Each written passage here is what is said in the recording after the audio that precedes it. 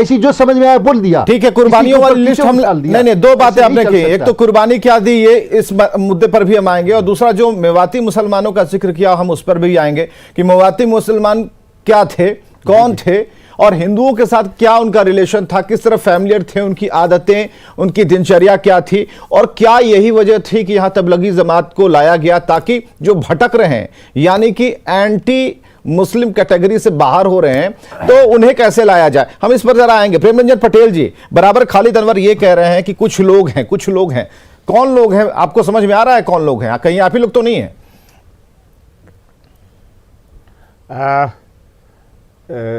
देखिए, अब ये सवाल कहाँ से उठा तबलीगी जमात पर बैन का? सबसे पहले किसने किया तबलीगी जमात पर बैन करने का ऐलान? सऊदी अरब, जो मुस्लिम कंट्री माना जाता है। वहाँ किसी दूसरे धर्मों का जो है से मुख्य रूप से पदार्पण नहीं है, वहाँ मुख्य रूप से मुस्लिम धर्म को ही जो है से तरजीह दी जाती है।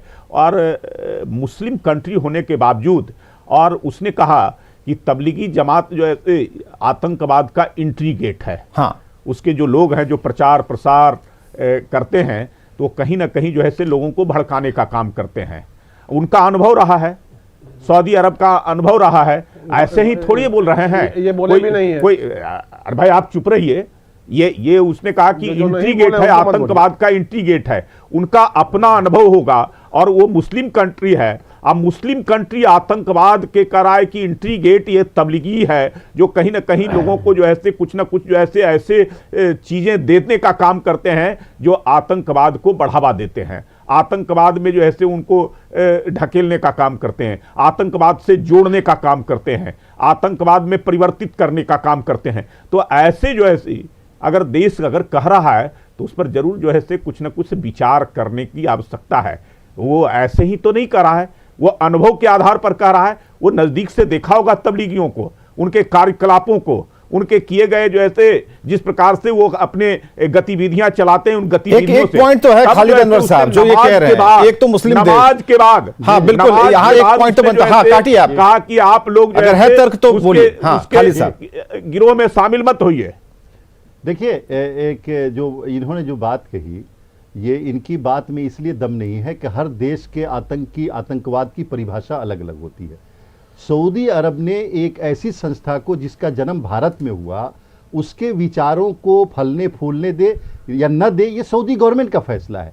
हम हिंदुस्तान में रहते हैं, भारत का एक संविधान है, भारत की एक संस्कृति है, हमें ये देखना पड़ेगा कि ये जो नहीं तो खालिद अनवर साहब हमें बताएंगे कि जब कोरोना फैल रहा था, मोहम्मद साद का आज तक कुछ पता नहीं है, जब कोरोना फैल रहा था आपने देखा था ना कि प्रधानमंत्री ने अपील की थी, हाथ जोड़ के अपील की थी, ये सबसे बड़ी अपील थी। हाई कोर्ट ने कहा, सुनिए, बम्बे हाई कोर्ट ने कहा हाँ। कि तबलीगी जमात पे जो इल्जाम लगाया गया बेबुनियाद है, और तबलीगी जमात से उन लोगों को माफी मांगनी चाहिए जो लोग तबलीगी जमात पे इल्जाम लगा रहे हैं इस तरह का कोरोना। लेकिन जो लोग तबलीगी जमात से जुड़े हुए थे, जिन्होंने ये बताया कि हाँ एक बीमारी है, हाँ, क्यों आपको ऐसा लग रहा है, हमें जरा बताइए। आप प्रेम रंजन पटेल को संतुष्ट कीजिए, हमें बोलने की जरूरत नहीं है, आप प्रेम रंजन पटेल को संतुष्ट कीजिए। अगर सऊदी अरब को ऐसा लग रहा है, ठीक है, क्यों अच्छा ऐसी क्या बात हो गई भाई? ये दरवाजा क्यों बन गया, आतंकवाद का दरवाजा क्यों बन गया, मेन गेट क्यों बन गया?